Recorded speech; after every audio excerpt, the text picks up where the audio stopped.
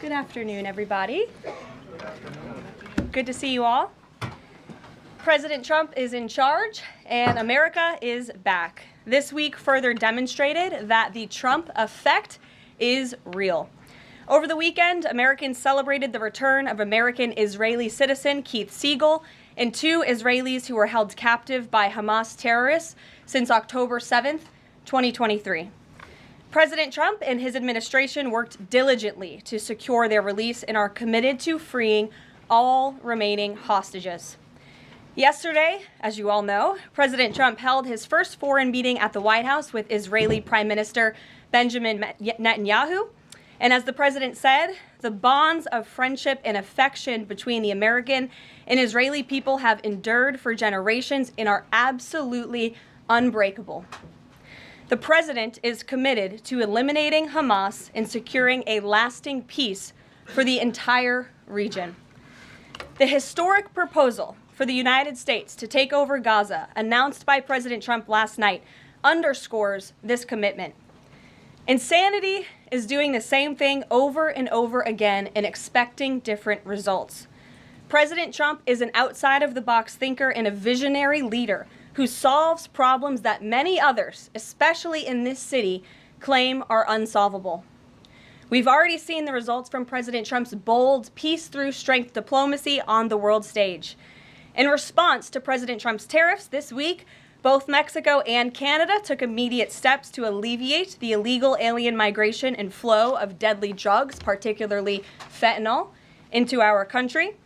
Mexico's President Claudia Sheinbaum agreed to permanently supply 10,000 Mexican soldiers on the U.S. border who will be specifically designated to stopping fentanyl and criminal aliens from pouring into our country.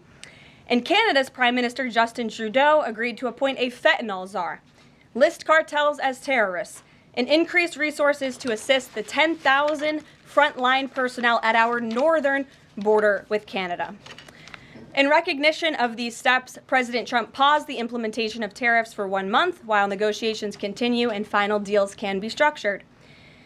Throughout the transition and during his inaugural address, President Trump made it known that the United States cannot and will not allow the Chinese Communist Party to continue with its effective and growing control over the Panama Canal. Following Secretary Rubio's successful first trip and visit there over the weekend, Panama's president said he will allow its participation in the Chinese Communist Party's, it will no longer allow the participation in the Belt and Road Initiative. That participation will expire. This is significant because Panama was the first Latin American nation to join Belt and Road and now becomes the first to back away from it because of President Trump.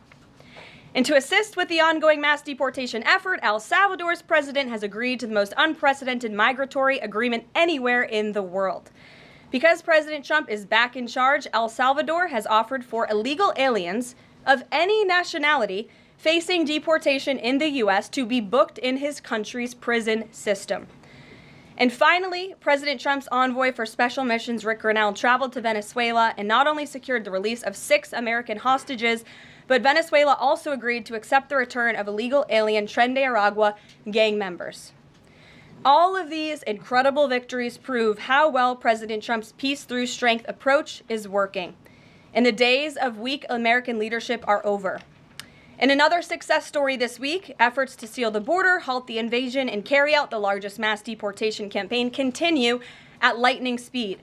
Customs and Border Protection has approximately 79 miles of new border wall projects already underway in various stages of construction and planning. The first flights arrived to Guantanamo Bay yesterday afternoon out of El Paso. And who were some of the passengers aboard, you may ask? There were 10 members of the transnational gang Tren de Aragua on this flight. And overall, our heroic ICE agents continue to prioritize the removal of violent criminal illegal aliens in communities across the country. On February 3rd, ICE Dallas arrested a citizen of Nicaragua who has been convicted of sexual assault, strong arm, and lewd acts with a minor and sentenced to 15 years in prison. ICE Los Angeles arrested a Mexican citizen who has been convicted of lewd acts with a minor and sentenced to 364 days. And ICE Atlanta arrested a citizen of Mexico who has been convicted of homicide by vehicle and hit and run and sentenced to 6 months confinement. And ICE New York arrested a Venezuelan national and known TDA gang member who has a prior criminal conviction for assault in the 3rd degree causing physical injury. Americans are safer every single time one of these criminals is arrested and deported from our country.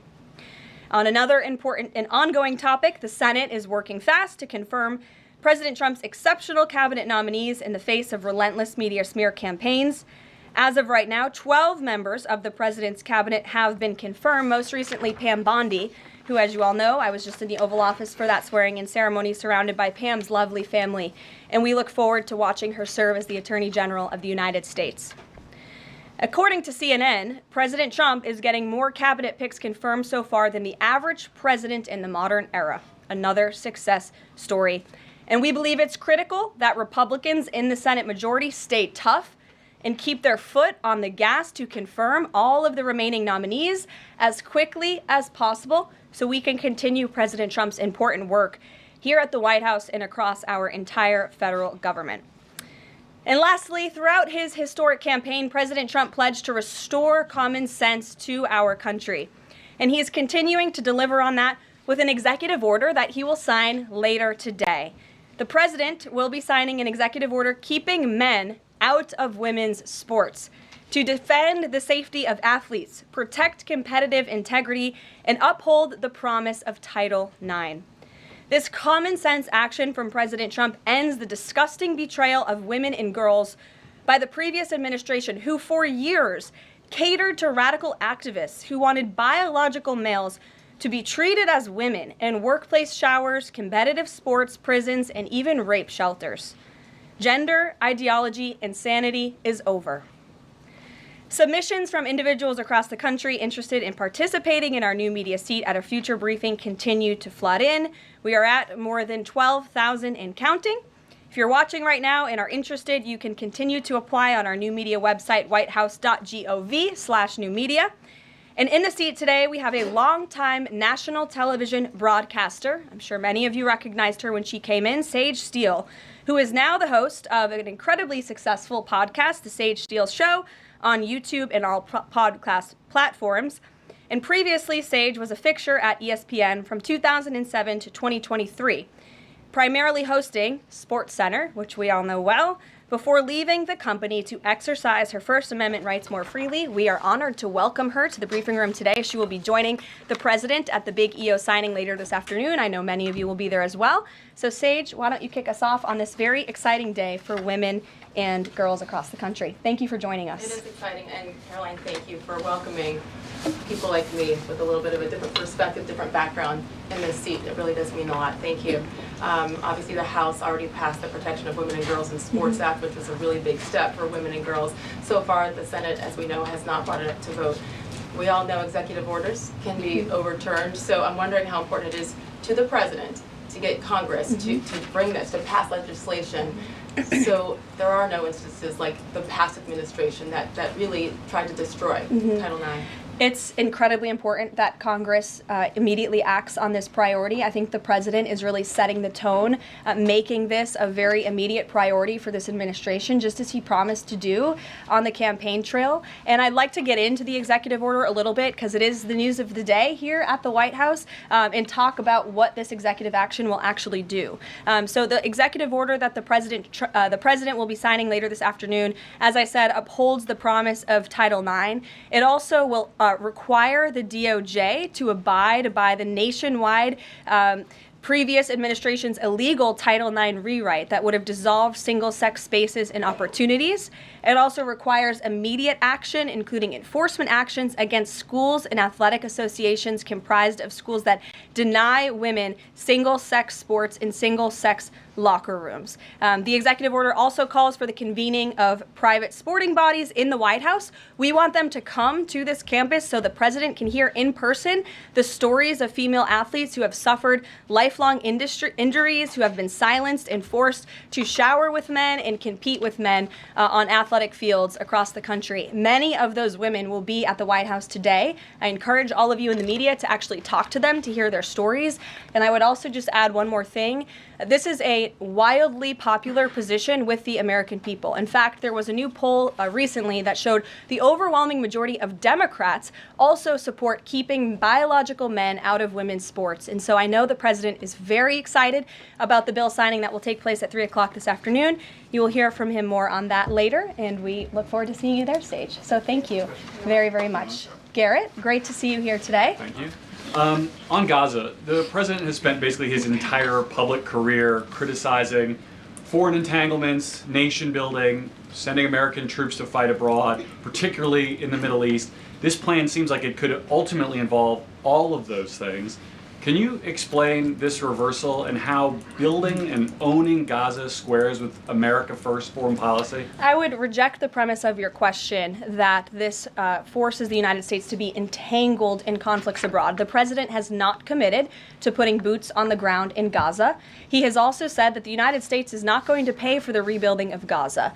His administration is going to work with our partners in the region to reconstruct this region. And let me just take a step back here, because this is an out-of-the-box idea. That's who President Trump is. That's why the American people elected him. And his goal is lasting peace in the Middle East for all people in the region. And as I said in my opening remarks, we've had the same people pushing the same solutions to this problem for decades. And it's been made very clear to the president that the United States needs to be involved in this rebuilding effort to ensure stability in the region for all people. But that does not mean boots on the ground in Gaza.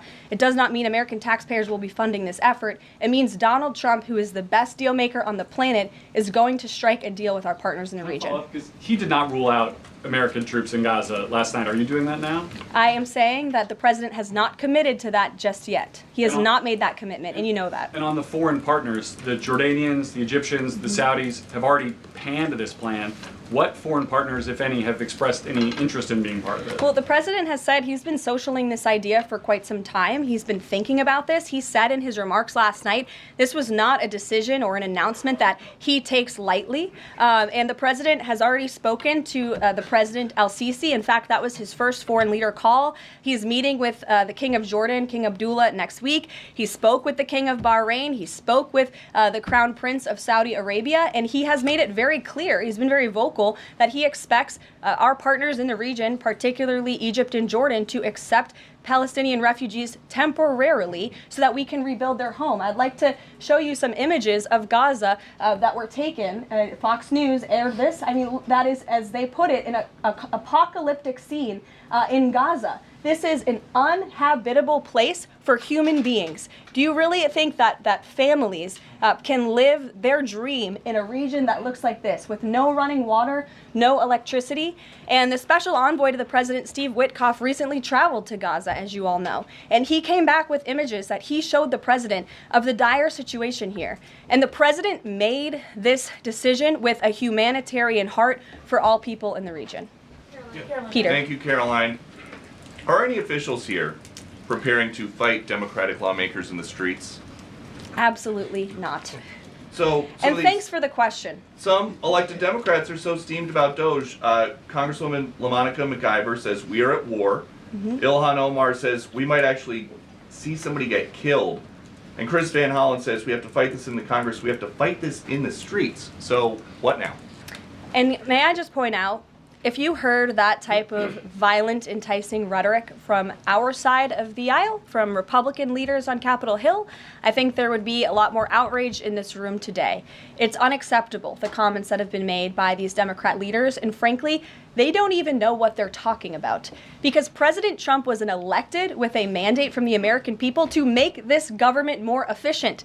He campaigned across this country with Elon Musk, vowing that Elon was going to head up the Department of Government Efficiency, and the two of them, with a great team around them, were going to look at the receipts of this federal government and ensure it's accountable to American taxpayers. That's all that is happening here. And for Democrat officials to incite violence and encourage Americans to take to the streets is incredibly alarming, and they should be held accountable for that rhetoric. It sounds like something that they're most concerned about is Doge engineers with access to Treasury systems. Can you clarify, do the Doge engineers have read-only access Yes. in these systems, so they are not allowed to write new code? No. They are not, okay. No. And then one more thing. NBC is reporting that some of the illegal immigrants that we've seen rounded up and arrested are not being deported. They're being released with ankle or wrist monitoring devices, or they have to check in on the phone. So is the administration arresting more people than you have room for? I have seen the reports, and I'm glad you brought it up because we want to address it. There have been a total of 461 illegal aliens. This is of this morning when I got this information from DHS that have been released from custody of the more than 8,000 that have been arrested since President Trump was inaugurated. It's less than 6%, and there are reasons for their release. Some of the factors include a lack of significant likelihood of removal in the foreseeable future, lack of detention availability, which is something this president and this administration has been incredibly vocal about. We are doing everything we can to deport and detain illegal immigrants, but we need Congress's help to increase funding for Border Patrol and for ICE to increase detention capability in our facilities. And then other serious medical conditions have also been the reasons for some of the release of these individuals. But none of them have final deportation orders. Many of them are probably contesting their immigration status. I'd refer you to DHS for more details, but I did get that information because I knew it'd be a question, so thank you. Sure. Yes. The president and you here again today have made clear, given the devastation, you think Palestinians have no choice but to leave Gaza and go elsewhere. But Palestinians say this is their home. They don't want to go. The president last night said he's willing to use the military if necessary. Is the U.S. prepared to remove Palestinians from Gaza by force? The president is prepared to rebuild Gaza for Palestinians and all people in the region, peace-loving people who want real economic development and opportunity in the region. This is a region that has been controlled by Iranian-backed terrorists, Hamas, who have brutalized not just Israelis but Palestinians too. It is because of Hamas that you see those images on that screen, that Gaza has become a demolition site because Hamas launched that brutal attack on Israel on October the 7th. And so again, I would stress, President Trump wants to ensure that this can be a place where all people can live in peace. He is a peacemaker in chief. He made that very clear in his first term. And as for how that will be accomplished, the president and his team are talking with our allies in the region to consider next steps. But should the American people be prepared to see U.S. military on the ground fighting a ground war against Hamas? Again, the president has not committed to U.S. troops in the region. But it is an option. I have said that the president has not committed to that yet. Sure. If I could just follow up on that, though, why not rule out the idea of committing U.S. troops? This has been a long-standing argument that the president has made really over the last decade or so, talking about endless wars and not something the U.S. wants. Why not rule out? Because I think the president is very good when he's making deals and negotiating not to rule out anything because he wants to preserve that leverage in negotiations. And so I think that's what he's doing here. If I Mary. could follow up on that, though, he also said that everyone loves this plan. He said that in the Oval Office this morning. Sure. In fact, the Deputy Prime Minister of Jordan called it a declaration of war on the Arab people. So how does he square the fact that even some Republicans on the Hill are objecting to this or questioning this? How does he square the fact saying everyone loves this plan? Well, King Abdullah of Jordan will be here next week, so I can provide you more context on the conversations he will have directly with the President of the United States after that meeting. And I would just point out that there's been a lot of leaders and officials all around the world who have doubted, I suppose, the deal-making ability of President Trump. You heard the Panama leader saying that he would not agree to some of the concessions that he has now made because of Secretary Rubio's visit. You had the Colombian president saying he wouldn't accept flights of Colombian illegal nationals who have entered into our country illegally, and those flights are underway. So actions speak louder than words. Dasha. Caroline, you said the president has been working on this idea for a while behind the scenes now. Is there a written plan based on the president's proposal for Gaza? And if so, when was it drafted and who had a hand in that? The plan was written in the president's remarks last night as he revealed it to the world and to the American people, and his team are continuing to be engaged on this effort. I saw the National Security Advisor this morning. He has a very busy day of calls, and they will, again, continue to engage with our partners. That includes Steve Witkoff as well. Mary. Two questions for you on the news of the day. So how is today's executive order going to impact the 2028 Summer Olympics in Los Angeles? For example, would a man who thinks that he's a transgender woman be allowed to compete as a female on U.S. soil? It's a very good question, and the president has actually mentioned this, that he does expect the Olympic Committee and the NCAA to no longer allow men to compete in women's sports. And I think the president, with the signing of his pen, starts a very public pressure campaign on these organizations to do the right thing for women and for girls across the country. Again, this is an incredibly popular position. There have been many notable female athletes who have had the courage to speak out against some very powerful institutions in this country. They deserve to have a voice and a say. The president is bringing their voice to the highest level at the White House this afternoon, and he expects these organizations to comply with this federal executive order that he'll be signing today. Thank you. And one more on media coverage of this executive order and the topic in general. What's the White House's view of framing that calls men transgender females or similar rhetoric coming from organizations like the ACLU and GLAAD? Well, it's been very clear. The policy of this administration is that there are only two sexes, male and female. Pretty simple. Brian Glenn. Yes.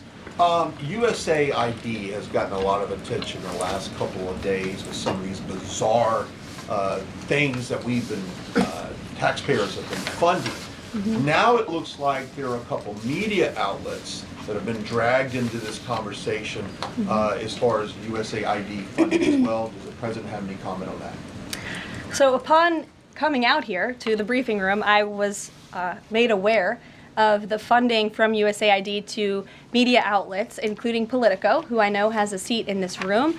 And I can confirm that the more than $8 million taxpayer dollars that have gone to essentially subsidizing subscriptions to Politico on the American taxpayers' dime will no longer be happening. The DOJ team is working on canceling those payments now.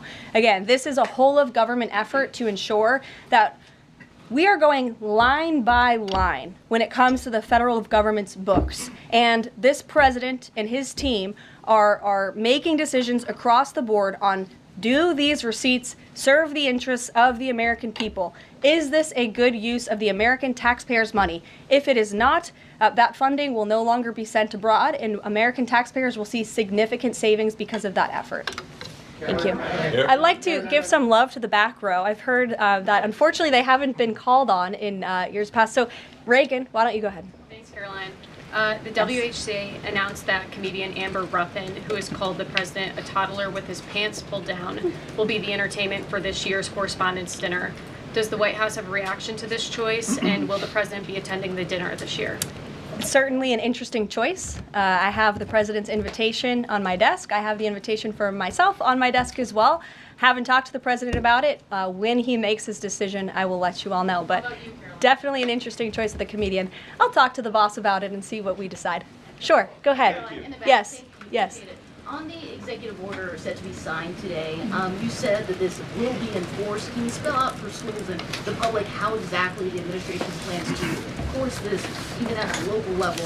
And on top of that, there are human rights groups who say that this could expose kids to discrimination. What is your response to that? I think kids have already been exposed to discrimination, especially young women and girls who have been forced to shower in locker rooms with biological men, who have been forced to compete on playing fields with biological men, which is incredibly unfair and unsafe, and again, an incredibly unpopular policy with the American people. As for the actions that this executive order takes, I already laid those out at the beginning of the briefing. I'm happy to give you a copy of this fact sheet so you can let your audiences across the country know. What's your message to schools who don't comply with this? They should, because it's going to be federal law in about an hour and a half.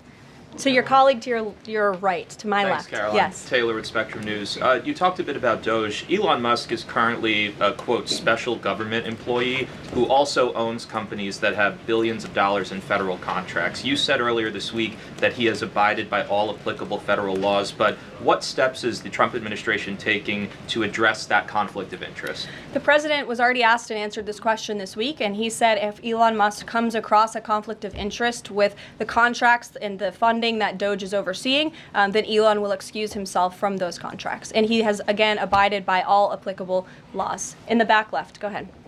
Trade advisor Peter Navarro, when asked about the External Revenue Service today, said, quote, we're going to collect a lot of tariff revenues and we're going to get tax cuts out of it. Is it the official position of the White House that tariffs will lower taxes for Americans? The president has always been clear that he believes tariffs are a tax on foreign nations, and he's committed to cutting taxes for the American people here at home. He also believes tariffs are a great revenue raiser for this country, and that's exactly why he has committed to the creation of the External Revenue Service, which I think is a phenomenal idea. We'll just go down the whole row. Go ahead. Tom Bateman with the BBC. Can you confirm that under the President's plans for Gaza, any and all Palestinians who want to stay in Gaza on their land will be allowed to do so? I can confirm that the president is committed to rebuilding Gaza and to temporarily relocating those who are there because, as I've showed you repeatedly, it is a demolition site. There is no running water. There is no electricity. The president wants these individuals to live in peace. He is committed to doing that with this very bold new plan, and we will continue to keep you apprised of updates as we receive them. Ed Lawrence, go ahead. Yes, go ahead, Ed. I appreciate it. Thank you. So now that the President Trump's policies are starting to take shape, how long will it take to cycle through and get some of the actual prices that Americans are paying to come down? Prices at the store and at the grocery pump? All of the above. Across the board, sure. Well, the president is doing everything he can, obviously, to reduce the cost of living crisis in this country as quickly as possible. That's why he signed a litany of executive orders across the board. In the first couple of weeks here, he declared a national energy emergency. He committed to cutting 10 regulations for every new one on the book. As you know, working for a Fox Business-related outlet, deregulation and energy independence are huge drivers of reducing inflation in this country. And I think Americans can be assured by the results President Trump had in his first term, when again inflation was 1.4% when he left office. But is it months or is it a year? And will Americans have the patience to wait for it? I don't have a timeline, but the president is doing everything that he possibly can to reduce cost of living for Americans at home. Phil Wegman. Thank you. Is it worth risking the life of a single U.S. Marine to turn the Gaza Strip into the Riviera of the Middle East? Phil, I'm not sure why you're asking me that question because I've already said the president has not committed to sending Marines or any boots on the ground in Gaza. We'll bring it to the front row. Ed O'Keefe. Good to see you again here in the front row, Caroline. Two things. On today's announcement, Title IX, if he scales back the education department or moves to shut it down entirely, what entity will enforce Title IX? As of now, this will be enforced through education, through Title IX. If the abolishment of the Department of Education continues, which, as the president said yesterday, it's something his team is looking at and considering. It's something he talked a lot about on the campaign trail. Then, of course, we will look at additional maneuvers to ensure that these very important policies can be implemented. Okay, so the education abolishment thing's still on the table. Yeah, the president talked about it yesterday in the Oval Office, and he has good reason to talk about it. I mean, look, our education system is failing students in this country. The Nation's Report Card, I brought it up in my remarks last week, it shows that fourth graders are not reading at the level they should. I believe it was 40% of them are proficient in reading. As the mother of a child, I want an education system that helps my child read and write, teaches him math, nothing else in the classroom. And the president is wholeheartedly committed to we can make academia great again in this country. One other quick Deanna, one, go ahead. Thanks, Caroline. Does the president, is he looking at offering anything to these Arab countries that take in Palestinians? Is he willing to give them anything in return? And secondly, when the president announced his taking over Gaza policy yesterday, was Netanyahu aware of this, and what was his reaction when Trump presented that idea to him? I was I won't get ahead of the president's discussions or negotiations on your first question about what would be offered. I think the president's made it clear that he expects these nations in the region to step up and to accept Palestinian refugees who will be temporarily relocated for the rebuilding of Gaza. As for whether Prime Minister Netanyahu was aware before the president's remarks, he was indeed. I wasn't present for that reaction. But again, this is something the president has been socializing and thinking about for quite some time. Nick, good to see you. Oh, Jordan. Jordan, sorry. Thank you, Caroline. So Secretary Hegseth announced yesterday that Army recruiting levels have reached 12-year highs in December, 15-year highs in January. What is making young people want to serve the military under the Trump administration, and how does that contrast to Biden's failure consistently to meet recruiting average? Yeah. Does DEI President Trump's anti-DEI agenda play a role in this? Well, first of all, the recruitment level for all branches of our military are at crisis levels, and it serves as a national security risk that our military branches are not fully staffed to where they need to be.